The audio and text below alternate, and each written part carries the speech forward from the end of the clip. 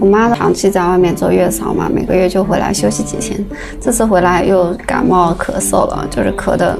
整晚没法睡的那种嘛。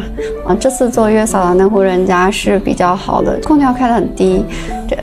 ，24度，24度开着。也难怪吸收了那么多的寒气，反正就清鼻涕水，止都止不住的那种。其实我对于我开的这个药是非常有信心的，就扎了针以后是马上能够缓解的嘛。吃了药，但是就也没有很快的缓解。我也想了一下，它长达1个多月的时间，天天在24度的这个环境里面吹着那个冷风，身体确实是积攒了很多的寒气，一下子要恢复过来也是不可能的。它这个咳嗽的这种表现，其实就是身体在往外排寒气、排邪气的这样一个过程嘛，这个确实是急不来的。当然，很多病都是这个样子，哪怕是开了药以后对症了，但是这个病的恢复也是需要一定时间，并不是立刻马上就能够止下来的。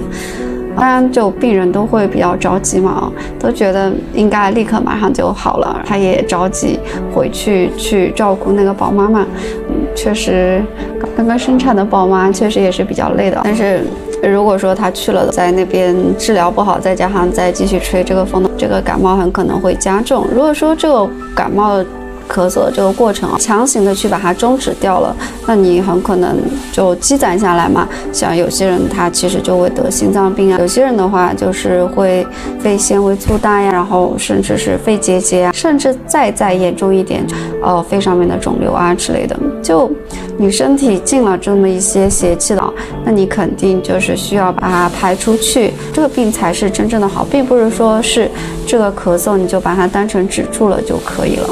其实我们医生也是希望立刻马上就能够把这个病给治好的，但是很多时候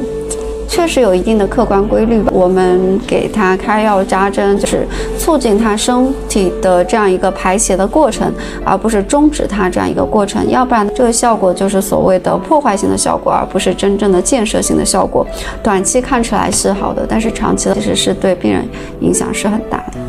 他这次的痰都已经是变成咸的了，其实就说明伤到肾了，寒气其实都已经入少阴了嘛，入肾了。而且很神奇的一个点就是他吃了药以后，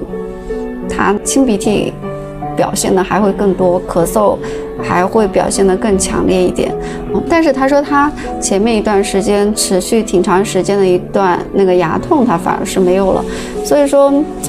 其实看病是一个蛮复杂的一个体系，并不是说你单纯看某一个指标就可以了。